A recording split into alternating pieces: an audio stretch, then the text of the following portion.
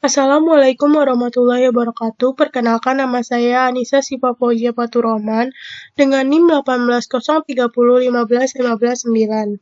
Di sini saya akan menjelaskan tugas mengenai eksplorasi search problem.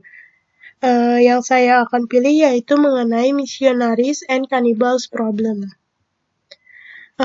Pada problem solving-nya itu terdapat initial state. Nah, initial state-nya itu terdapat 3 missionaries dan 3 cannibal ada di sisi kanan sungai.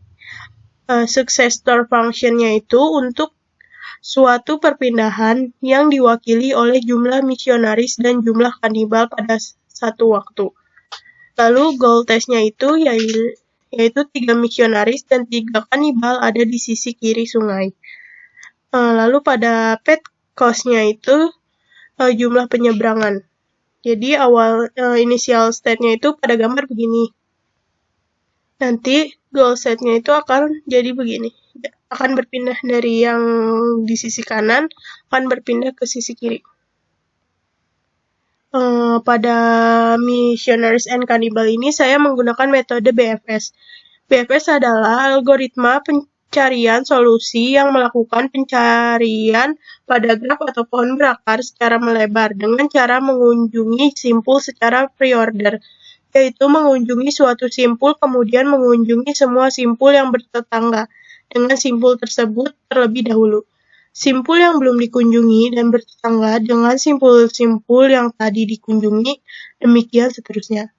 Penerapan Bird First Search atau BFS pada gamenya ini yaitu setiap state dijadikan sebuah simpul pada pohon. State awal adalah sisi kiri masih kosong, dan sisi kanan terdapat 3 missionaries dan 3 cannibal.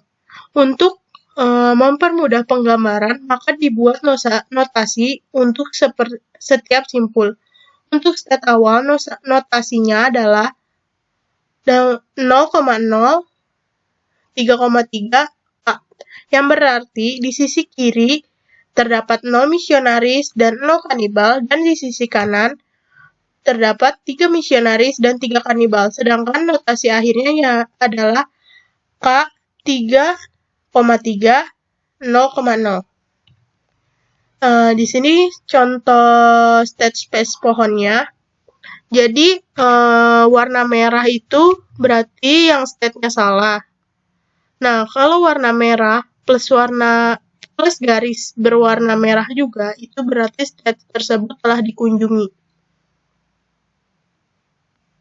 Lalu, di sini langkah-langkah penyelesaian game Missionaries and Cannibals-nya.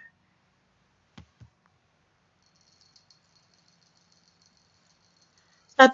Kanibal dengan kanibal menyeberang, 1 kanibal turun. Jadi, pertama 2 kanibal itu menyeberang. Nah, 1 kanibalnya itu turun. Lalu, kanibal yang masih ada di perahu itu kembali untuk menjemput kanibal yang ada di sisi kanannya itu. Kanibal dengan kanibal menyeberang, 1 kanibalnya turun.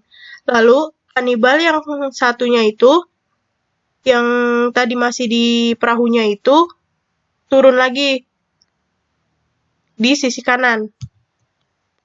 Lalu 2 misionaris menyeberang dan satunya turun. Lalu 1 misionaris kembali bersama kanibal, kanibalnya turun. Lalu 2 misionaris menyeberang, keduanya turun. Nah, jadi si misionaris ini di sini udah lengkap, 3 tinggal kanibalnya yang 2 belum dipindahkan. Lalu kanibal naik dan menjemput kanibal.